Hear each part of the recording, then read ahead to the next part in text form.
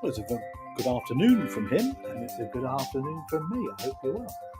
Hope you're enjoying your day, and welcome to my mortgage live stream. So, a little bit later this evening, I think. Bit of an issue this morning with some builders nearby who are making a lot of noise. So, we postponed the live stream till now, really. Anyway, they've gone home, which is great to hear. So let's get on with our mortgage insights for you.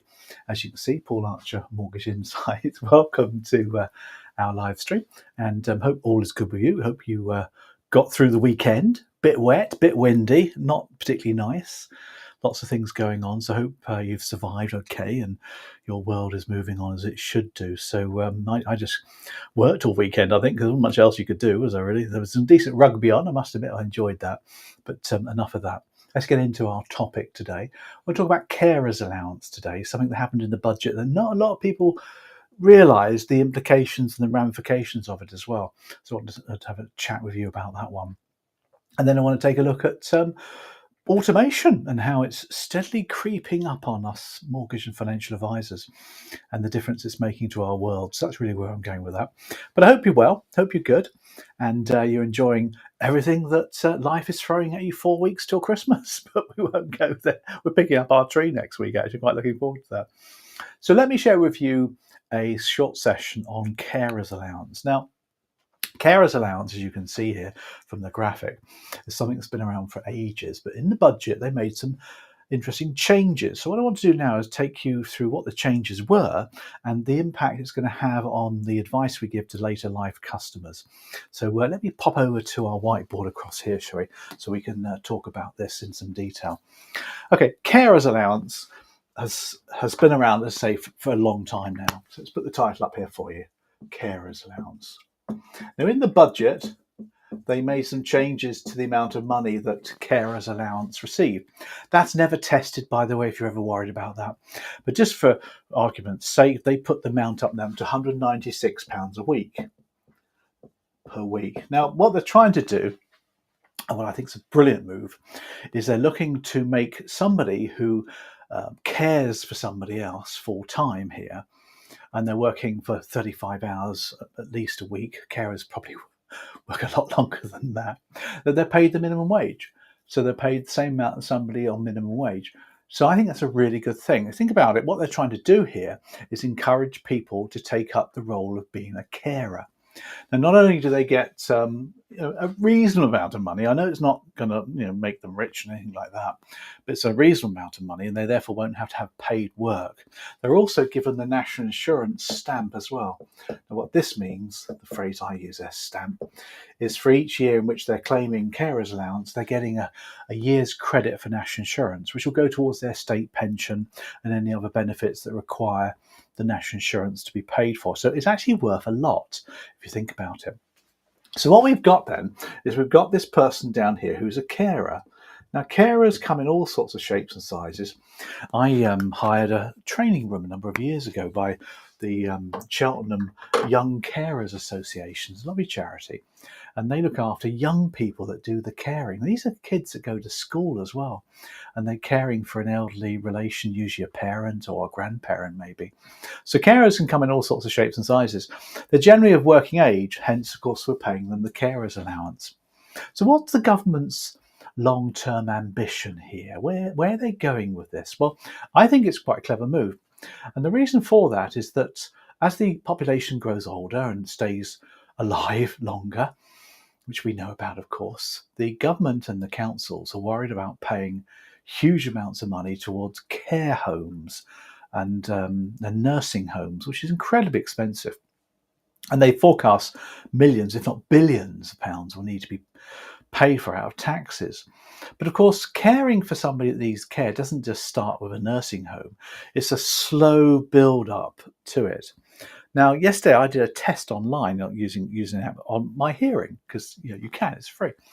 And they were saying on this test, by the way, I passed. They're saying on this test that losing your hearing gradually occurs over the years. You don't just suddenly wake up and you can't hear. Well, some people do. But normally it gradually erodes. Same thing with caring. It gradually gets, they need more and more care. So let's take a look at where these carers come into it then, because we've got this person that needs the care. They're usually an older person, but not necessarily. Let's put them in there with that little sort of walking stick, put a little grumpy face on them. So where does it start then? Well, the first thing that somebody that needs care with needs is they need, number one, support at home. There you go. Let's put that in there. Support at home. So what does this look like? Well, it's nothing really that's documented. It's just somebody popping in to see if they're okay. And that's, of course, where the carers come in. They would be doing this support at home for somebody. It generally means, making meals for them, making the bed for them, helping them out, really, caring for them because they're unable to look after themselves all the time. But they're perfectly okay most of the time. They just need a little bit of support wherever necessary. That's the first sort of stage. Meals on Wheels helps, that sort of thing, and the community comes into it. But they're wanting the carer to do that caring rather than the local authority being involved. Number two, then, comes a little bit more official now. We call this domiciliary care. Now, domiciliary care or domicile care is where somebody needs to have care in the home. They need to be looked after more than maybe occasional visits. And this is where the local authority gets involved as well, call them the LA. And the local authority get involved, they have to start thinking about spending money. And what's needed here is they do a care needs assessment. In other words, they do an assessment of what care this person needs. And that in itself can organise to be, money needs to be paid. Now, what's required here? Well, somebody can pop in more regularly, maybe, and look after the person, maybe feed them the meals or clean up after them or something like that. It's almost like every now and then somebody pops in. That can cost money if you hire somebody to do it. Again, what they're hoping for is that the carer here, he or she, looks after that and that. Therefore, the local authority won't need to get involved. And if it's a family member, it's probably a lot better for the person that needs the care. The next stage, number 3, put down here, is personal care assistant. Now, personal care assistant is somebody who's doing a little bit more now. Let's put that in there. Local authorities probably involved. It could be somebody trained as well, trained nurse, possibly somebody who's coming in to deliver the personal care. My dad over in France, his partner Carol hurt her leg and she broke it out. She's pretty bad. In France, they have a similar system. And this chap would turn up once a day in the morning, once in the afternoon, to help administer some of her medicines and drugs that she had and do a little bit of physio as well to make sure she was getting better. That all costs money. Of course it does. Again, what they're hoping for is that the carer will do some of that as well, the personal care assistant. And normally, of course, the local authority is involved at this point. And it's all at home now, you see, that's where the care's coming in. Now, it could get to the stage number 4, where the person actually needs live-in care. Now, most carers probably live in, I get that, but they don't need to spend too much time. But here, the carer is living in and giving full-time care to that person. It's not so much nursing care at this stage because the NHS will pop in and nurses do the travelling around, but it's the actual caring for the person rather than nursing care. And live-in care, if it has to be paid for, is very expensive. And if the local authority have to fund it, it's pricey.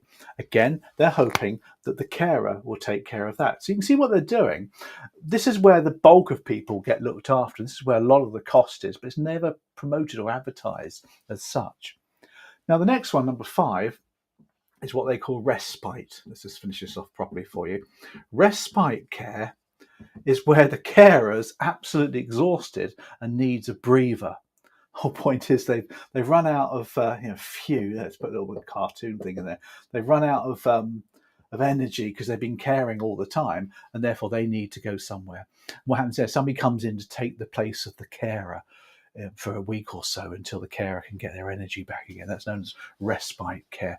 And the carer can be put somewhere nice, to look after themselves, to catch up on their own energy as well. That's respite care. Then, of course, it evolves into the next stage, which is residential care. Here we go. Now, residential care is the residential home. The local authority will do, obviously, a financial assessment as well to see who's going to pay for that. And we've talked about that in previous live streams. You can sell the house to pay for it. It's very expensive residential care. It's in a home. So the carer won't always be involved at this stage, as you can appreciate. And then the final one is nursing care. There you go. Nursing care. Now, nursing care is usually at the same place. A residential home may not be a nursing home. They are different things, by the way. A nursing home has trained, qualified nurses who look after the person. A residential care home just looks after the care needs of the individual in a home as opposed to their own house. This is usually in their own house. This is in an external house where there's people looking after them. This is an external house where there's nurses also administering nursing care as well. Obviously, the carer wouldn't really be involved so much in that area. So you can see what's going on here, can't you? The government are paying these people a decent amount of money. It's not a lot, I get that, but hopefully there's other money coming in as well for them. They're paying them a stamp as well. They're recognising them as doing a paid job on behalf of the state. And they're hoping that they will take care of these areas, there we go, which will prevent the local authority from having to pay a lot of money for external people to do it, because it's a whole lot cheaper paying these people benefits than it is recruiting people to do it. Obviously, residential care and nursing care is a different kettle of fish altogether. Where did that phrase come from, kettle of fish? I never heard that one before until I just said it. Well, I did hear it before. And that's carers land. So I can see them maybe increasing the money for them at some point, maybe a few other benefits as well. But the government is certainly thinking about long-term care needs of customers. If you're in the market for that, if you're looking after the later life lending market, the later life advice marketplace, you might have to start having conversations about financing this stuff. That's really where we're going with that. Residential care, nursing care can cost a lot of money. So you'll need to be able to look at maybe financing that through immediate care annuities, that sort of thing. Releasing equity from property, equity release on a home can help pay for some domiciliary care, personal care, or maybe providing money to this person to have some money to pay for what they're doing. There's nothing wrong with that at the end of the day. Hope that's been useful. Bye. Brilliant. Okay, just an update there for you on the budget. What I want to do now is give you a little technique, a little sales idea as always, which we like to do at the end of these live streams, just to keep you up to date with what's going on in the world. Now, this one's called the queue, the joy of a queue, a free pharmacy, and the power of automation is what I'm calling this one. Now, with flu and COVID cases on the rise, I was bracing myself for a packed pharmacy queue yesterday. You know the drill, don't you? Masks on, hand sanitizer ready, prepared to endure a long line of sniffing, coughing customers. But instead, I stumbled upon a futuristic marvel. A 24-hour prescription pickup machine is quietly tucked outside. Let me show you a picture of that pickup machine. You might enjoy this one. Here we go. Now, this is the picture that I found outside of the pharmacy, which is pretty amazing, really, if you think about it. Now, what was this all about then, this picture? What was this one all about? There you go.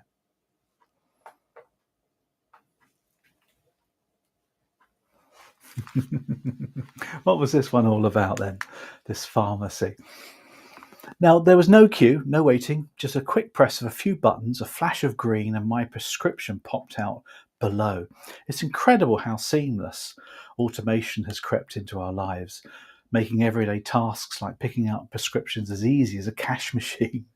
And it's not just at the pharmacy. Industries across the board, including financial and mortgage advising firms, are embracing automation. From chatbots answering questions to automated appointment scheduling, advisor automation quietly takes over routine tasks, freeing up time and reducing stress for both advisors and clients. Like this prescription kiosk, advisor automation is quietly working behind the scenes, saving time and reducing hassle so we can focus on what truly matters. So if you're not yet tapping into automation for your team or your clients, now's the time to explore it. Embrace the tools that streamline the small stuff and watch how they free you up to make more significant impact where it matters most. And has anyone used a cash machine lately? Hope you enjoyed that. Hope you enjoyed that one.